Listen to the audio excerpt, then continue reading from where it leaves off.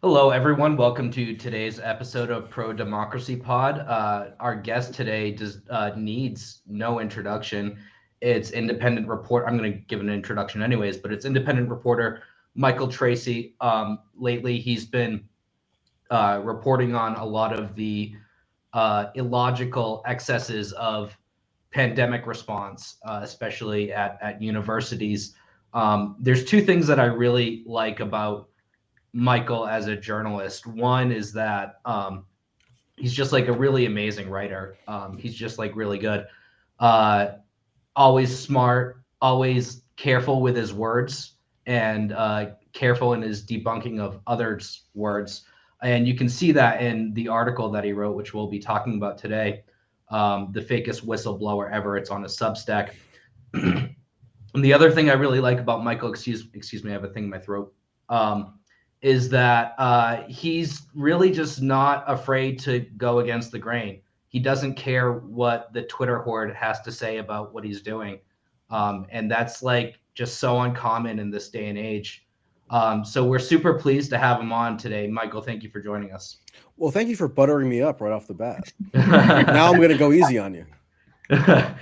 So I actually have an article that's coming out. Michael's been given a sneak peek. Unfortunately, it was not able to be published prior to tonight's episode, but I suspect in the next hour or so you'll be able to read it on thegrayzone.com. And it's about the Facebook whistleblower, the so-called Facebook whistleblower, I should say, because she's really or whistleblower in really exaggerated scare quotes. Yeah, extra large font. I reading your piece where you talk about what I like about your piece is that you really you honed in on this idea that Frances Haugen is promoting, that she's not a political actor. One thing you say, she talks about how she worked on counter espionage at Facebook. And you're like, really, counter espionage, you say, against officially designated adversaries of the US government, that has nothing to do with politics? What a joke. So I think that that's such a great example of how the media is spinning all of this. Her message is kind of uniting Republicans and Democrats. One thing I point out in my article is Ted Cruz asking her about, quote, content that is harmful to the children. And meanwhile, she's nodding her head as Senator Dan Sullivan calls Iran the world's greatest or largest state sponsor of terror, and communist China the US's number one adversary.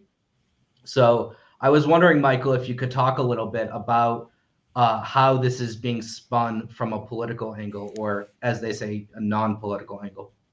Yeah, well, ironically, it's often a very effective political tactic, or it's an effective tactic to achieve a political goal to brand yourself as non-political, right? Because if you do express an overtly partisan motivation, then for obvious reasons, it's much easier for one party or the other to just discount you and dismiss you as somebody who's operating kind of narrowly in the domain of electoral politics or electoral political advocacy. So over and over again, you see examples of advocates really making a conscious PR choice to cast themselves as not political. But when they say they're not political, they mean that in the very kind of narrowly circumscribed sense of just Democrats versus Republicans. So if you're not promoting one partisan political interest over the other, that means you're somehow not political, as though there are no other dimensions of what it means to be a political actor. So, Frances Haugen, in her Senate testimony, 2 days magically after she somehow appeared on 60 Minutes with this kind of choreographed introduction to the nation, complete with the a ready-made verified Twitter account at her disposal. She goes to this Senate hearing and she's trying to impress. She probably succeeds in impressing the assembled senators, Republicans and Democrats, by going over her background at Facebook and working in something called counter espionage ops, and how this gives her all these kinds of really, impressive and serious national security bona fides.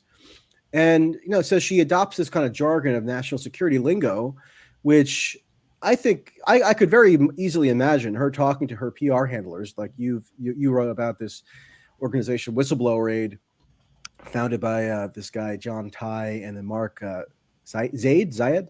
I'm not. I'm actually not sure. Okay. And, it's basically a legal group, advocacy group / PR house. And I could very easily imagine one of them, probably Zed or Zaid, Zaid, I think is the spelling of the name. That's the spelling, yeah. Yeah. I'll just say Zaid, just out of for convenience. I can very much easily imagine this guy Zaid advising Frances Haugen to emphasize her supposed background in national security, because that's going to give her more credibility among particularly the Republicans who might have some pre-existing skepticism about an employee at a place like Facebook, which they assume is going to be liberal leaning, or they assume is going to be somehow advocating for censorship, which they believe disproportionately targets conservatives, right? But if she can kind of supersede that by underscoring, her background in national security and telling the senators that they have a duty to protect America and keep Americans safe, as she said that and you pointed that out. Right. And she can help them do that by feeding them this information that she gleaned from her kind of privileged position at Facebook. So, that's a really almost shrewdly political tack that she took. It's extremely political. And, by the way, it shouldn't even be remotely controversial to assert that she's engaging in political activity, because she's sitting in a Senate hearing. And she's clearly tailoring her rhetoric to have the maximum effect. So actually, like, the method she uses to kind of to mollify the Republicans are pretty illustrative as to her overall just savvy. Because she combines the national security side, where she's talking about how at Facebook she, as you mentioned, she had this exchange with Dan Sullivan, kind of a conventional Republican from Alaska, and she's agreeing with him about how Iran is the chief state sponsor of terrorism in the world, and at Facebook she helped kind of counter some of the espionage operations emanating out of Iran and China. She doesn't specify what those operations were exactly, or what espionage she was supposedly contending with. I mean, was it just memes or something? Who knows? I mean, that was certainly the case with Russiagate, when we were told that there was espionage happening on these social media networks, and it turned out to be like a ragtag collection of like nonsense Twitter masturbation memes. Yeah, stuff like that. So I mean, using that criteria could be easily the same kind of thing that can be blown up very conveniently if you're trying, if you have a self-interest in doing so. But anyway, so she combines that whole national security shtick with, as you also alluded to, this kind of appeal to the children. Because, adults, whether Republican or Democrat, do have a natural instinct to protect children. And if she's saying that she's just, she's motivated by a pure-hearted desire to ensure that children aren't damaged by their social media consumption habits, then she's going to get a hearing across the political spectrum, at least in a place like the Senate. And that also actually helps her appeal to Republicans who, kind of have historically, if they're more socially conservative, they're more inclined to be like hyper vigilant about protecting, children, and especially girls, from like corrupting images or videos or whatever they might consume online. So this is kind of an extension of that also, in a way. And so, I mean, it's almost nakedly political, her tactic. But even leaving aside how her whole background in national security makes her pretty indisputably political, maybe not in a kind of superficial partisan sense, but in a broader sense. I mean, she also isn't too bashful about revealing her other partisan preferences. I mean, for one thing, as you linked to in your piece, I mean, she has given like hundreds and hundreds of dollars, I think thousands, to just Democratic Party uh, campaign organizations. She gave money to like Jamie Harrison, who was a Senate candidate in South Carolina um, last fall, who lost dramatically, but was, I think, raised the most money of any Senate candidate ever. I mean, correct me if I'm wrong. I could be misremembering that, but it's something like That that. might be, but I mean, Jamie Harrison, who is like a long shot, an incredibly long shot Senate candidate in South Carolina, running against Lindsey Graham in 2020, just raised a gargantuan amount of money because his kind of candidacy went viral because people wanted to beat Lindsey Graham and whatnot. Lindsey Graham ended up winning in a landslide, but Jamie Harrison had just a gigantic intake of money.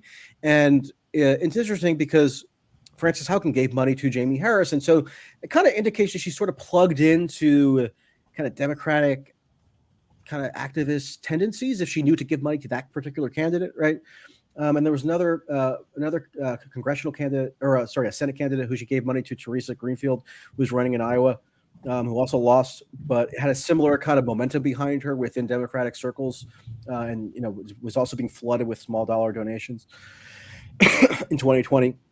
So that gives you some. So I mean, that alone gives you some indication of what her predilections are politically, right? But beyond that, I mean, a really telling example that I gave in my Substack article is that she was participating in this Yale Law School Zoom event. I mean, she had so many events lined up for the week that she that she went public. It was astonishing. I mean, she really has a professional PR operation. So not just the Senate hearing, but she has this Yale Law School thing. She was meeting with European commissioners, all other kinds of meetings and events, seemingly, and at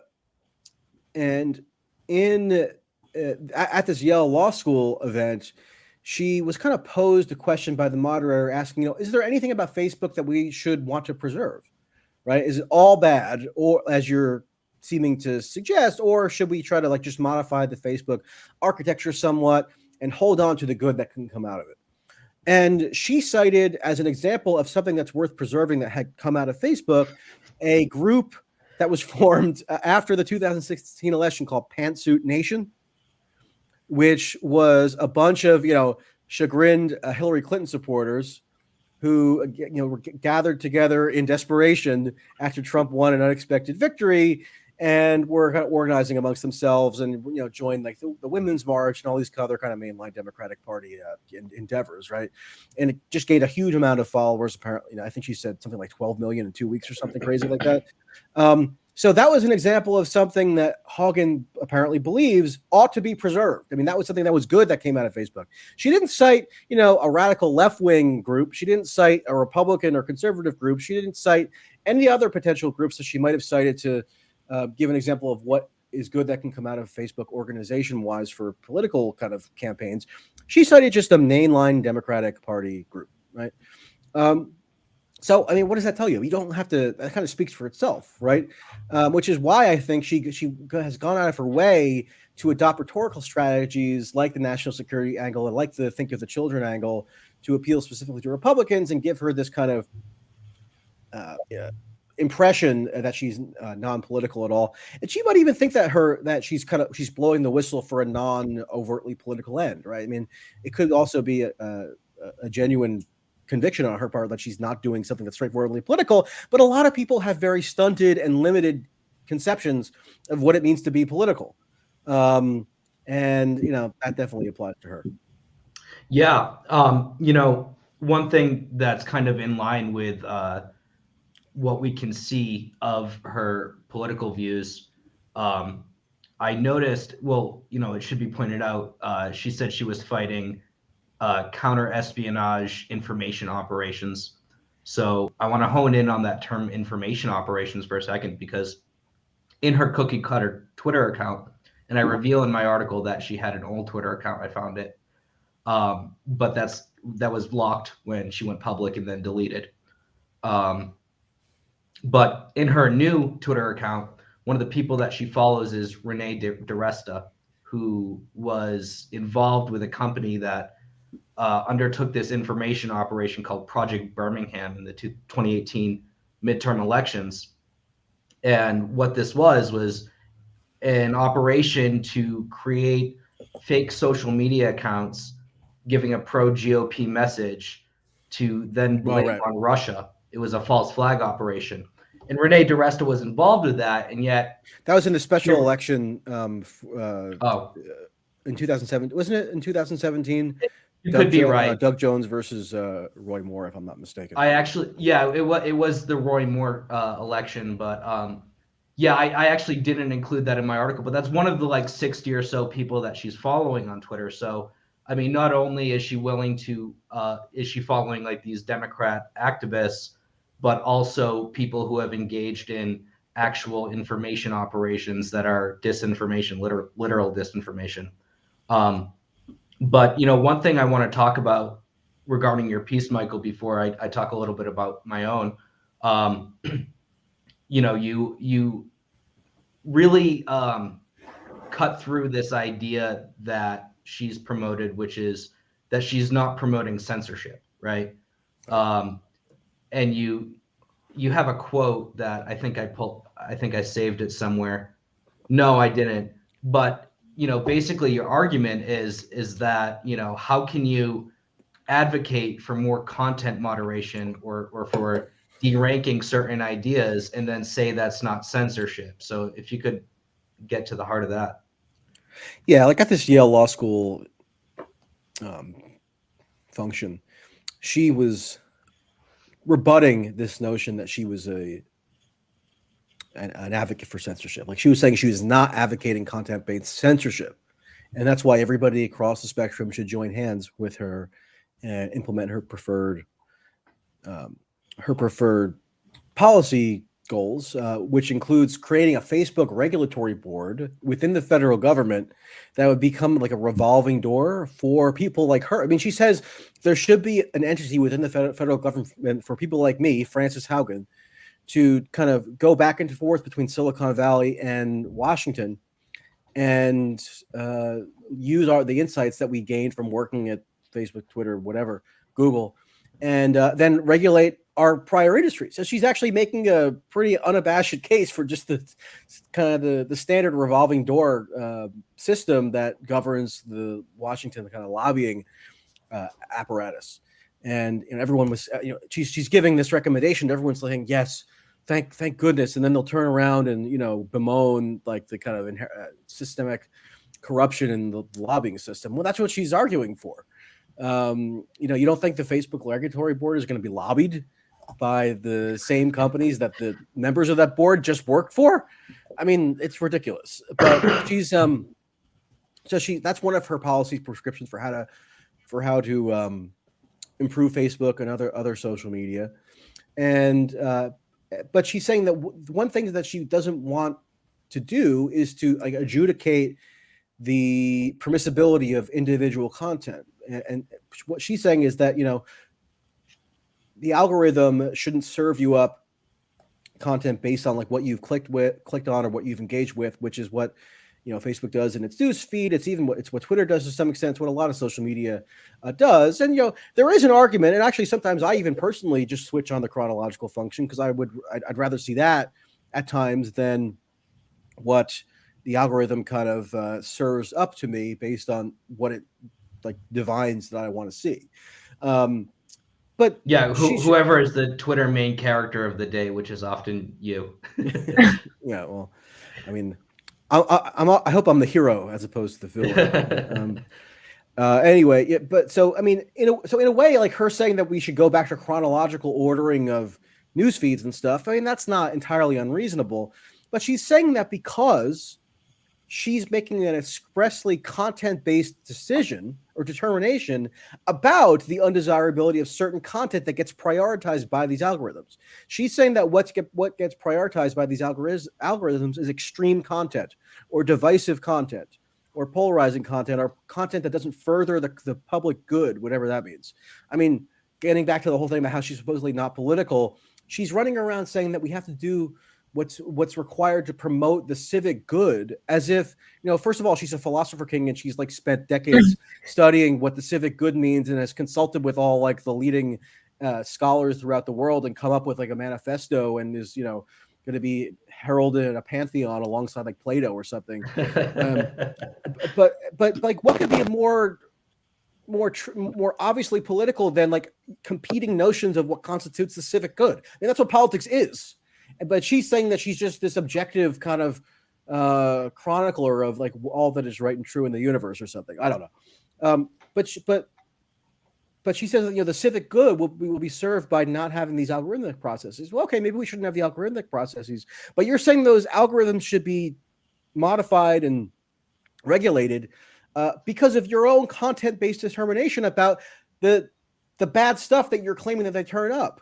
I mean, she's making a content-based decision about how misinformation gets promoted by the algorithm. So she is advocating for censorship, she's advocating for a content-based intervention into social media so that material that deemed harmful by her and the people that will presumably comprise this regulatory agency that she's suggesting, they will be overseeing the content on these social media platforms, and they'll suggest algorithmic tweaks so that the bad stuff isn't emphasized. And what have we seen happen with that in the past? Well, I'm sure you know this better than anybody, somebody who worked for the Gray Zone. But even like alternative media gets accused of being misinformation, or media from foreign countries gets accused of being somehow in league with espionage. And it's this stuff over and over again. So of course she's the only reason she's apparently come public with her recommendations is because she's made a content-based determination that the stuff served up by social media, namely Facebook, is in its content somehow bad or dangerous or harmful. So she is making a censorship determination there. She's just kind of doing this little end run so it doesn't seem quite like she's advocating censorship, but the practical effect of what she's advocating is censorship. Well, you invoke this in your article, you talk about how she invokes the specter of China and Iran, and that seems to also kind of relate to how a lot of alternative media is treated. Like you see people try to tie alternative media to China or Iran or Russia all the time. And so it kind of seems like this is the new sort of tactic of censoring new media. You're not like explicitly taking it off the internet, but you're, affiliating it with the scary bad guys. Yeah, or you're affiliating it just, if it's not that you're tying it to a foreign state or a state that's deemed adversarial to the U.S., you're tying it into this general notion of misinformation, which could include, state-sponsored social media content, or it could include anything that might be seen to enable that content or amplify that content. So if you share something from, a Russian state agency or an Iranian-backed media outlet or something, or at least an outlet that's claimed to be Iranian-backed. I mean, you could sometimes the provenance of these supposed, state relations are not that clear. Yeah, you amplify it. You could be accused of abetting somehow this kind of foreign state-backed disinformation campaign, right? I mean, this was actually done all throughout Russiagate as well, which even if you look at the Mueller report, it would go through and document how many times like Donald Trump Jr. shared an account or retweeted some account that they had concluded was based in Russia or something, and therefore he was somehow in league with Russian disinformation. So yeah, it's kind of just putting everything all into this nefarious kind of cluster of bad information and stigmatizing it that way and using that stigma as a justification to implement censorship tactics. Yeah, absolutely. Yeah, the attribution is always murky and much murkier than they present it. You mentioned that I've done work for the Gray Zone, but I also worked at RT throughout the 2016 elections and a few years following that. So I saw firsthand how what we were doing was not misinformation. In fact, we were we were, I think, reporting better than most outlets on many left-wing causes. Standing Rock would be a great example of that. Occupy Wall Street prior to my time there.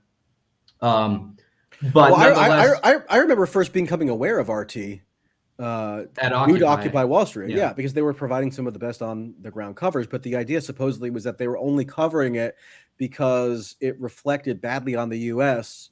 and that, by extension, advanced the geopolitical interest of Russia. Sowing discord, as the intelligence community called it. But for example, I was among a group of people that were asked to come up with hashtags for RT's election coverage in 2016, and Twitter had actually come to RT offering them a advertising package, and it was too expensive, so RT turned it down. Eventually, there was an agreement that was made, but it was significantly less money than the original offer from Twitter. So I was a part of that, and then we were all of a sudden banned from Twitter for engaging in misinformation. But I'll tell you my perspective, and there was no misinformation. The problem was that they weren't sufficiently duteous to Hillary Clinton. They portrayed her oftentimes in a negative light, much as they did with Donald Trump too. I mean, they weren't exactly easy on Trump at the time either, but it was supposed to be Trump bad all the time, Hillary Clinton's queen. So they were punished for that severely. And it just shows you how this misinformation designation is totally contextual to and tied to the agenda of the United States government in terms of foreign policy. Well, of course it is. I mean, and actually, just to interject quickly there, one of the positives of Frances Haugen's whole PR tour is that it's shed light on the very thing you just mentioned there, which is the arbitrariness and capriciousness of how this misinformation label is applied. Because this guy, Nick Clegg, who was the former deputy prime minister of the UK and is now some vice president of communications or whatever for Facebook, he's actually had to go around and address some of these allegations from Haugen on TV. And there was one interview that he did with some obscure kind of think tank functionary, where he actually admitted that Facebook used to ban any mention that the COVID virus potentially was from a lab leak in Wuhan, China. Now, I don't want to litigate that exactly, but there's at least. But should that have been banned? Should any mention of that have been banned from Facebook, regardless of whether you think it's a valid theory? I think probably not. But he said the opposite effect. Right, but what Nick Clegg admitted that. They went along with scientific consensus at the time and banned that information, but then scientific consensus suddenly shifted, and now they no longer ban discussion of that topic. So that couldn't be more of an outright admission that their whole criteria around what supposedly constitutes misinformation is totally contingent on just the fleeting sort of whims of whatever is seen to be the consensus, whether scientific, political or otherwise, on a given day. No, you're absolutely right about that point, and I think we should avoid the lab leak debate for today. Okay. But I'm going to end our check out our episode because on China, because we did cover it. So. Oh, you did cover it? Okay. We have covered it. I'm going to end the Periscope or the Twitter Live, whatever they call it now, at this point. I hope that everybody joins us over on Rockfin. People could all. I mean, by the way, I'm also on Rockfin, and people can subscribe to that if they like. I should have mentioned that. Yeah, follow. I'm not live on Rockfin right now. I mean, I figured I'll just do it on your channel, and maybe I'll repost it on my channel tomorrow or something. Yeah, you're absolutely welcome to. So please join us over there. I'm going to be talking a little bit about my investigation, but for now, I'm going to open up the floor to Mila. Yeah, this whole disinformation thing, I think it also came up with the Hunter Biden story as well, where like they censored the laptop thing and people weren't able to like post about the laptop.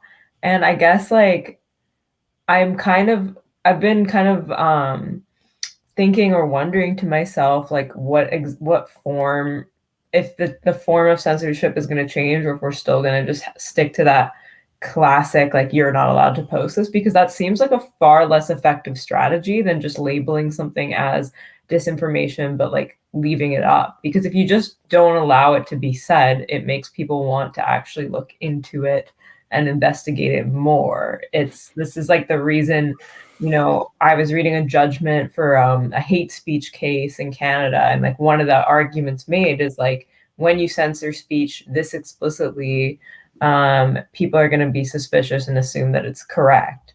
And so, like, it's fascinating to me that Facebook or any of these other outlets would even try an outright ban at this point, because labeling it as disinformation seems so much more effective, and like what they do with the gray zone, for instance. Well, the Hunter Biden laptop thing, that entailed Facebook and Twitter banning the link, Yeah.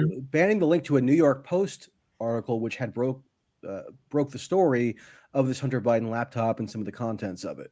And Twitter even banned or suspended the New York Post Twitter account. And the New York Post publishes some trashy stuff. I don't defend it entirely, but I've actually written one thing for them because they asked me to. But it's still a prominent American newspaper, right? And censoring it and forbidding it from tweeting or posting on Facebook is kind of an extreme step that really has ominous implications for press freedom. So it wasn't that people couldn't tweet or post on Facebook about Hunter Biden's laptop per se, so they couldn't share this link, because you had a huge offensive at that time by these former national security state apparatchiks who were saying that this was just the latest example of Russian disinformation trying to intervene in the American electoral process. And there was so the social media companies were petrified of being accused of enabling a repeat of 2016. And by repeat of 2016, what they're petrified of is being the scapegoat if Donald Trump won again, because the heads of the tech companies were hauled before Congress in 2017, 18, 19, and berated for allowing disinformation to fester, allowing Russian interference to promote bad political causes, and ultimately enable Trump to win the election. So, I mean, it was always a diversion tactic among Democrats and kind of allied figures and some Republicans to pin the blame for an adverse outcome in 2016 on the tech platforms, rather than a whole host of other things that contributed to Trump's victory in 2016, including factors that they were personally culpable in, such as the destruction of the America's industrial base and so on and so forth. Not going to Michigan, the Piper strategy. Yeah, stuff like that. Yeah, I mean, lest anyone forget that David Corn was actively promoting Trump in the 2016 Republican primaries, because he thought if Trump would win, it would be the easiest candidate for a Democrat to beat, and it would also discredit Republicans. I mean, I have those receipts saved somewhere if anybody doubts me. So anyway, yeah. So when the Hunter Biden story broke, these tech platforms had already been subjected to massive pressure from Congress, from the media, namely the prestige media, and they had already been demanded to more stringently regulate the internet and make content-based determinations about what speech was permissible. They had already really ramped up their banning tactics. I mean, Alex Jones was the first kind of really big one, and he was banned through this kind of coordinated purge campaign. And it culminated with Trump himself being banned after the January 6th fracas. But actually, this bears actually on Frances Haugen, because Frances Haugen proudly has stated that she was a member of this civic integrity team at Facebook, which was in charge with kind of overseeing their kind of disinformation combating activity. And that was the same body at Facebook, presumably, that made the decision to block the Hunter Biden laptop story on totally specious grounds. I mean, it was not Russian disinformation. It's now been the authenticity of that laptop archive has now been confirmed beyond any doubt by a new book by Ben Schreckinger, which I actually have behind me somewhere and I'm reading now. So it actually this all ties into Haugen, because she says the reason why she became so disillusioned with Facebook was not because she just woke up one morning and decided that Facebook was this menace to society. It was because that Facebook dissolved the civic integrity unit, and people who were in her particular like module or whatever, they didn't have the same powers as they did during the election. And so her power had to be diminished internally within Facebook, and she used that as opportunity to become this kind of melodramatic whistleblower.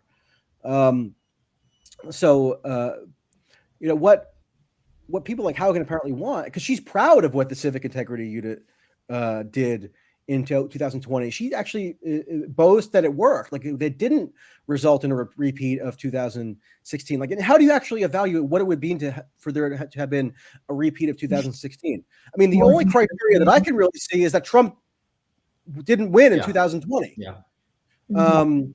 I don't know that she would have boasted of a success if Trump actually had won, and he did come pretty close to winning. I mean, just like 30,000 votes or something had switched in 3 states, he would have won.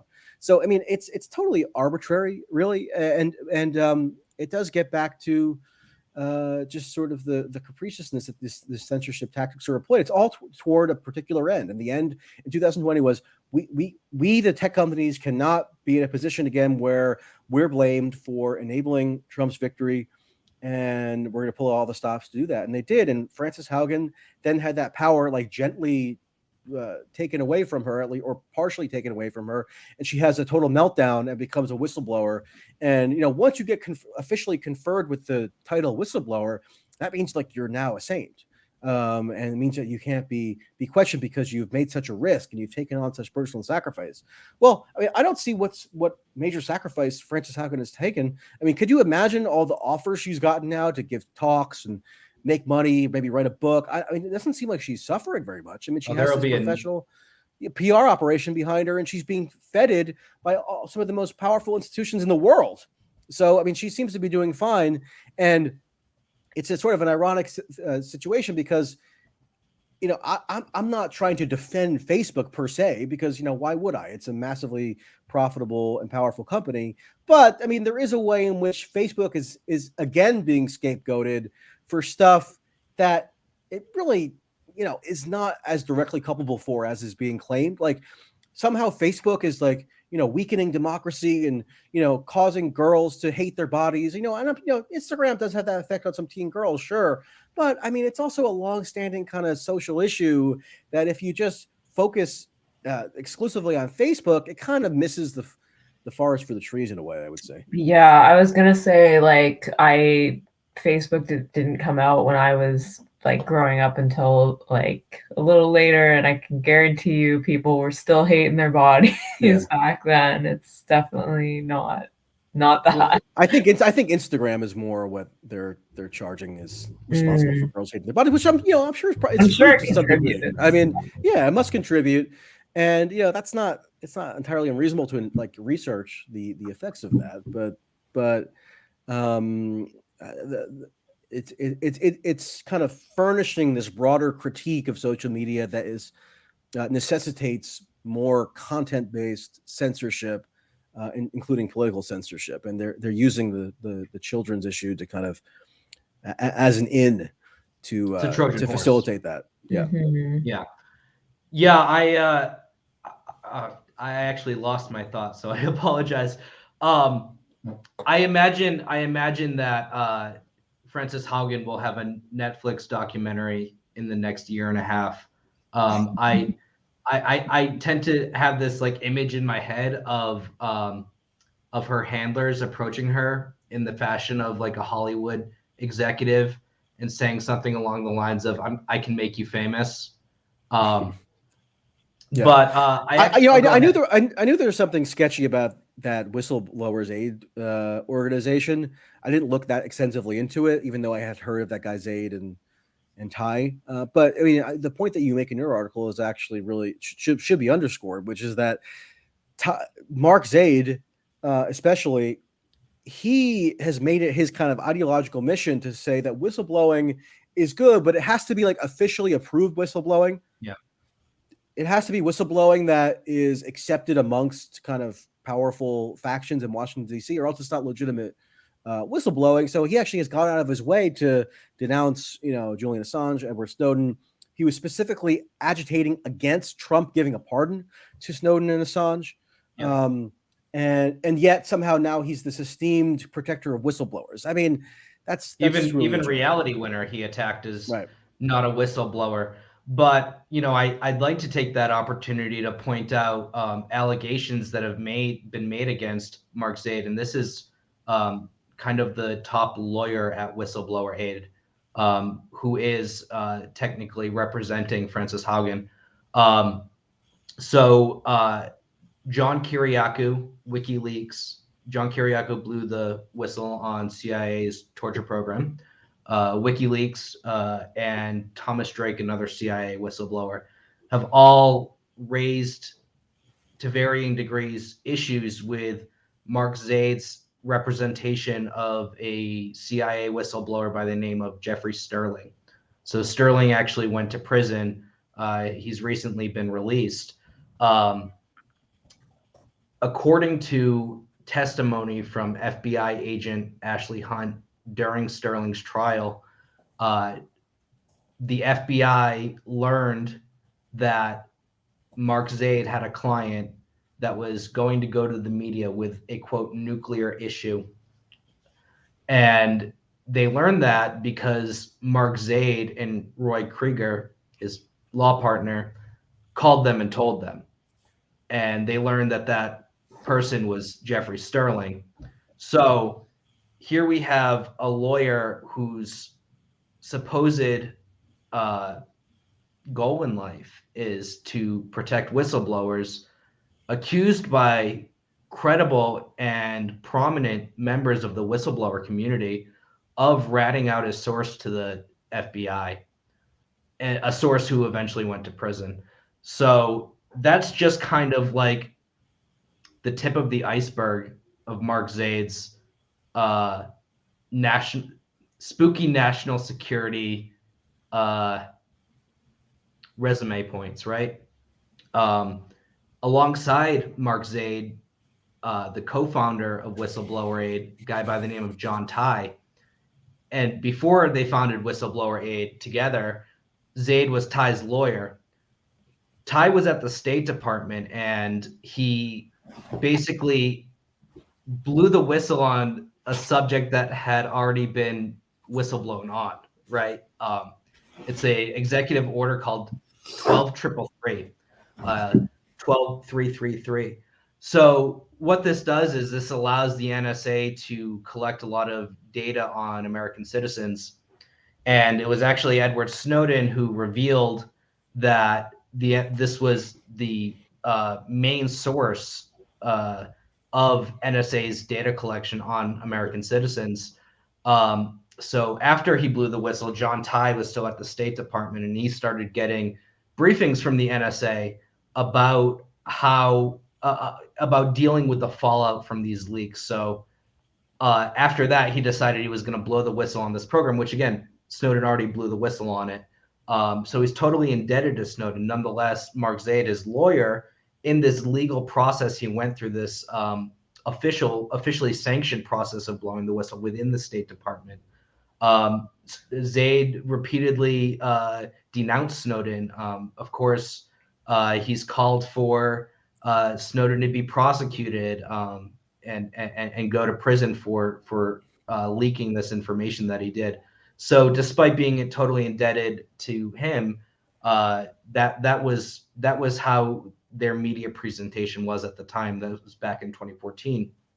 And what's funny to me is this preferred method that Zaid has of going through the official channels, and John Ty as well. It yielded nothing for them. Executive Order 12333 has not been reformed at all since that time. in 2014. Meanwhile, I'm not an expert on this subject, but I would say that Edward Snowden and Julian Assange and others have had significantly more impact. John Kiriakou as well, I should say.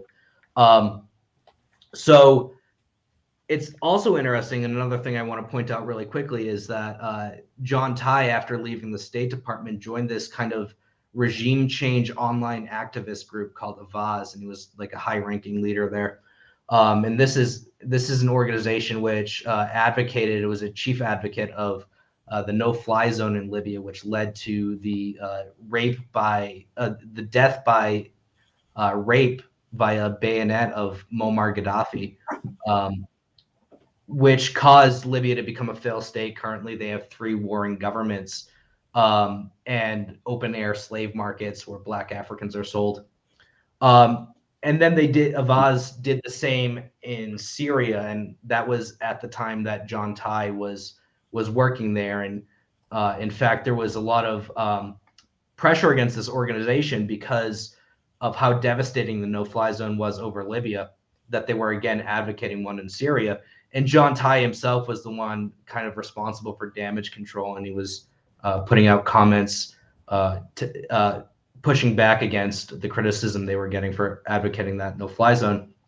So, both John Tai, Mark Zaid, they were very much pushing for regime change in various places, and generally hostile towards foreign governments. Another person who is representing and giving interviews on Frances Haugen's behalf is Andrew Bakaj. I may be saying his name wrong, but this guy is an actual former CIA agent. He was also a criminal prosecutor for the Department of Defense. And both him and Zaid have been over the past years or so.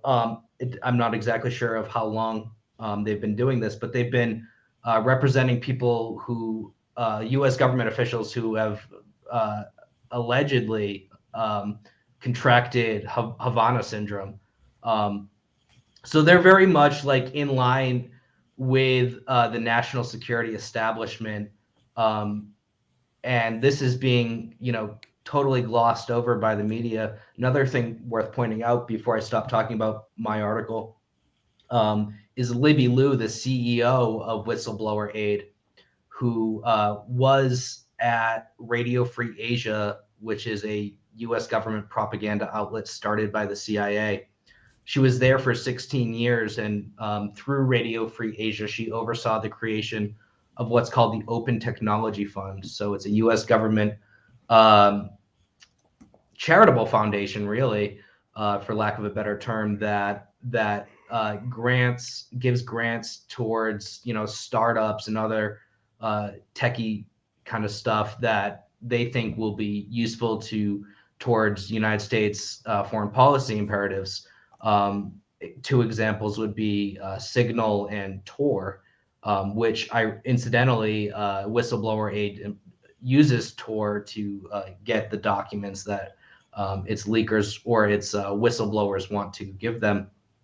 So she was the president and the founder of Open Technology Fund. So you really don't get much spookier than these people, right? You have somebody who worked for 16 years at an outlet created by the CIA. You have a literal CIA agent, and you have a whistleblower attorney who is accused by prominent people in the whistleblowing community of ratting out a source to the intelligence community. And then you have John Tai, who is just as much a fake whistleblower as Frances Haugen. So, I think that it's likely that Frances Haugen was coached by these people. In fact, Whistleblower Aid admits that they provide coaching, media training, that kind of thing. It's not just a mere legal aid group. And, I think what's interesting about Frances Haugen is how she merges kind of the U.S. national securities state's censorship agenda with the Democrats, right? So not only is she going after Iran and China, but also after she's going to be testifying at the January 6th committee. So I hope that everybody gets a chance to check that out on the Gray Zone. It should be up tonight or tomorrow morning or something, because there's a lot of details that I didn't touch on. I don't know if Mila or you, Michael, have anything that you want to ask or add. Well, yeah, I mean, the reason Frances Haugen was so readily embraced as this, enlightened whistleblower was because she's giving powerful factions ammunition for what they wanted to do anyway. Whether it's the January 6th committee, whether it's the push to more regulate speech on social media, and on and on and on. She's not challenging any establishment orthodoxies at all. She's strengthening them. And that's why she was conferred with this whistleblower title so seamlessly, thanks to her professional PR and legal operation.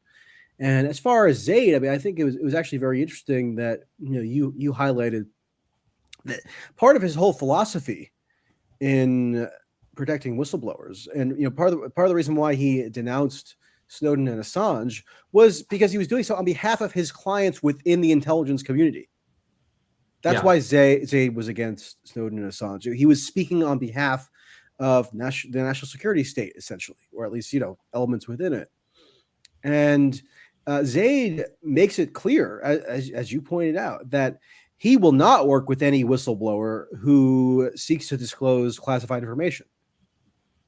And what more kind of consequential whistleblowing is there? I mean, that's the kind of whistleblowing that you need. Right. Otherwise, the most important documents about what the government is doing will be kept under wraps using kind of ridiculous criteria through the federal government's overclassification regime. But that's not acceptable or legitimate whistleblowing, according to Zaid. That's criminality, or that's just espionage, or treason or something. I mean, so I don't even know if Daniel Ellsberg would have been an acceptable client for Zaid. That's because Ellsberg was accused of violating the law. To my knowledge, Haugen is not accused of violating any law. I mean, maybe Facebook could sue her or something, but I'm sure she'd have a very well endowed legal defense should that happen. And it seems unlikely that Facebook would even try to sue her because number one, this oversight board, which is this kind of like quasi judicial body that Facebook formed, which is like technically independent but really isn't, of the Facebook kind of corporate hierarchy. They're bringing her back to Facebook to brief them, they said, on her findings and her activities. So, I mean, if she really were this kind of, renegade or something, or if she was like a fugitive, hiding because of the ramifications of her heroic whistleblowing, would she really be brought back to Facebook to just have a chat? I mean, it seems unlikely. But the other whistleblowers who actually did take great personal risk and did incur sacrifice, like Ellsberg or Snowden or Assange, they're not welcome back into these powerful institutions. And I think that really tells you all you need to know about the difference between the kind of officially sanctioned and officially legitimated whistleblower like Haugen and others who actually go against the grain and buck establishment wisdom in order to promulgate information to the public that otherwise would have been kept secret. Yeah, and once again, Mark Zaid gives John Ty as the shining example of how it's done. And John Ty blew the whistle on something that was already exposed. And his whistleblowing amounted to nothing in terms of policy change. And meanwhile, the public is no more enlightened. And nobody knows who he is, right? Yeah. Yeah. It's sort of interesting how this nomenclature of whistleblower can get leveraged, and give you sort of extra status within even kind of these elite legal societies or within the national security community. It's kind of been appropriated for a whole variety of different ends because it has this kind of connotation of virtue and selflessness. Even if, the person who the title has been given to hasn't earned the impression of having those virtues. But once the title is given, then it just sits there, and all of a sudden, she's officially referred to as whistleblower Frances Haugen. Well, what if I don't think she's a whistleblower? I mean, she actually didn't use, she hasn't used whistleblower law. There is federal law designed to protect and facilitate bona fide whistleblowing. I mean, Frances Haugen hasn't done that. She just declares herself a whistleblower. She puts FB whistleblower in her Twitter bio. I mean, I don't know of any other whistleblower who uses the term whistleblower as a branding exercise. So it's very weird. It seems there's this cultural moment right now, especially in the US, where people really want to, there's the idealized person is seen as rebellious, but not rebellious enough to actually challenge power. But you don't say the second part. You can't say but you're not challenging power. And so you end up with these people, for instance, these Clinton people calling themselves the resistance. And it's what are you resisting? And I kind of noticed this in your new article on Tom Morello as well. There's this sort of idealized rebel aesthetic, but none of these rebels who take on these labels are actually deviating from the establishment at all. It's kind of funny, but it's also concerning. Well, I mean, large commercial outfits like the New York Times, which Tom Morello is now a newsletter contributor to, he's raging against the machine from within the New York Times and fighting the power. The New York, the commercial outfits like the New York Times and just the advertising industry writ large have always absorbed, for decades, have absorbed this aesthetic of rebelliousness or of, quote, dissent or protest or something, because it gives their products this feeling of edginess or something that will make people want to spend money. So it's not necessarily a unique thing, but yeah, you're right that kind of the whole rhetoric around resistance or putting our bodies on the line and stuff like this has gotten much more assertive, even amongst people whose political programs are not radical at all. I mean, the most radicalized faction in the past several years, under Trump, and now I guess to some extent under Biden, it's always aimed at Republicans, and you have to be so radical at denouncing Republicans for how horrible they are. It's not really about having a radical program per se. Mm-hmm. It's kind of ratcheting up the rhetoric. So Trump and the Republicans are fascists. They're doing an insurrection. They're instituting a white nationalist tyranny or something. I mean, that's sort of extreme rhetoric on the surface, but it's not necessarily connected to any kind of radical political critique. It's just that you think that your political enemies are radically bad, and so you have middle-aged moms, in going around and claiming that they're putting their bodies on the line because they knelt at a George Floyd protest. And now that whole sensibility gets incorporated into kind of the commercial firmament of for-profit America.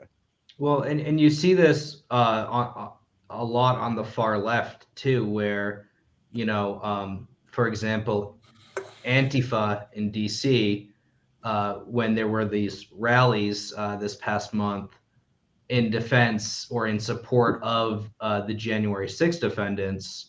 Antifa held counter protests saying that they were going to stop the fash.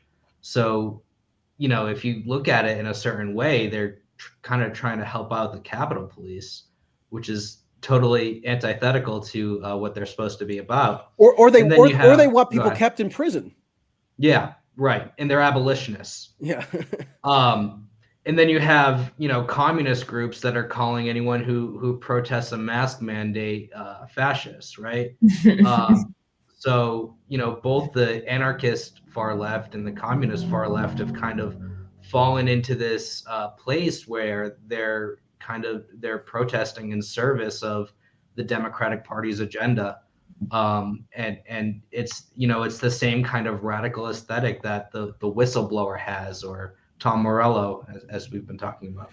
Yeah, I wrote a piece last August of 2020. Sorry, um, about how Kamala Harris, when she was the vice presidential nominee at that point, and she was participating in some Senate hearing. I think it was a Homeland Security subcommittee hearing, and basically she was mounting a defense of the protesters in Portland. So she was basically singing the praises of protesters who, if she actually went to Portland, as I did, and took a look at what they were about, and I don't know that she would have been, totally on board with those people.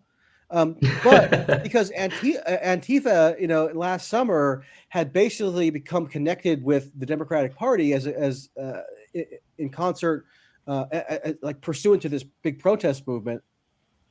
They basically got official endorsements from kind of normie Democrats because Antifa was seen as synonymous with Black Lives Matter, and of course Kamala Harris and major Democrats are never going to criticize Black Lives Matter, and so they ended up doing this kind of bizarre, ironic endorsement of insurrectionary anarchists who are functionally advancing the Democratic Party. I mean, very strange situation. But yeah, it is interesting how these kind of radical. I think the constant frenzy and paranoia about the looming specter of the Trump, MAGA right, or the white nationalist insurrectionist right, that makes it so that these left groups or tendencies or kind of affiliates end up kind of congealing around one another in a way that hadn't previously been the case so much, because they think that they're obliged to put on like a popular front against the fascist threat, and so that has some really kind of counterintuitive consequences. It was cooler when it was Arabs being the threat. Yeah. Made me feel special. No, I'm just kidding. But I find you personally threatening, so it's fine. Okay, cool. Well, one point that I made a few episodes ago on our podcast is that the far left and the Democratic Party want to crack down on Facebook to prevent political organizing, like what happened on January 6th, right? That's like the main talking point is, Facebook was used to organize this insurrection. But at the same time, the Facebook is used by the far left all the time to organize politically. I as a field reporter for years, I would stay up to date on what kind of protests were happening in New York and Washington, D.C. Through Facebook events, right? When Unite the Right 2.0 happened in Washington, D.C., the whole left and a lot of even people more in the center left were furious when Facebook took down the page of the counter protest to Unite the Right, took down the event page that had thousands of people signed up and RSVP to go. Whenever a Black person is killed by the police, people use Facebook to create an event to go out and organize a response to that. So in a way, they're advocating against their own interests. Well, or they're hoping that the people who are making these censorship decisions Right. are going to be in affinity with them, and therefore they're not going to apply these new standards equitably. And it's just like a method to disadvantage political faction that they don't like, including Trump supporters and whoever else. That seems so naive to me, though. Like it's kind of hard to believe that they don't know that it's going to be used against them, or do you think they just don't have like long-term Well, I mean, it seems feasible that if they get enough, like if Frances Haugen's dream comes true, right, and they do have a regulatory body set up where it's people of Frances Haugen's ilk running that regulatory board and making these content-based determinations about what content is permissible on Facebook or other platforms, then those people are probably going. If it's a Democratic administration, right? I mean, those people are going to appointing the members of the regulatory body. The people in that body are going to probably be much more tolerant of the center left and even the left, organizing on these platforms, and they're going to deem right-wing groups to be more prone to violence or insurrection or something. So maybe it does still boomerang on them. It probably will in certain kind of discrete circumstances, but there could just be a general kind of tilt or bias, which disadvantages their political enemies and advantages them. If they get the right personnel in there. Well, I just know a lot. Like, I know a few people who had their Facebook accounts suspended, and they were like anarchists. I would think that the left particularly would know this from like the Palestine issue, but maybe I'm not even thinking of the same people when I say that. I don't know, but it's weird because you see like Palestine stuff get censored all the time, and so maybe they don't see that as like the left, or maybe they see that as like just something worth sacrificing. I don't know. Well, and then what happens if there's like another situation like Ferguson, where you have a Democrat president? What if Kamala Harris, is elected in 2024? I doubt it, but and there's this like insane police response to that. I mean, back in the day, Rand Paul was on the side of the Ferguson protesters. Rand Paul did the hands up, don't shoot on the floor of the Senate. Yeah. Well, I always talk about how he grilled the administrator of the 1033 program under Obama, right. which it was beautiful. So it's just shocking to see how much has changed since 2014, both within the Senate and within activist circles.